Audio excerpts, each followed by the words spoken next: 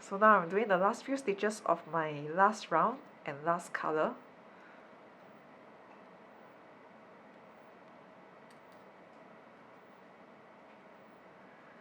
And when I finish, I'll pull out the yarn and I'll cut it.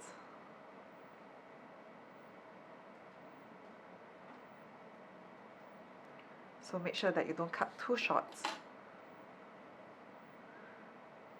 So after I cut it, I will use my yarn needle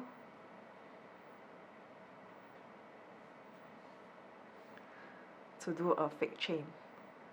So I'll go into the second stitch over here,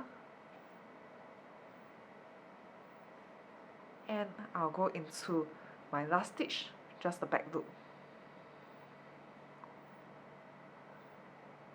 And once I'm done, I flip to the inside and I'll weave in the ends.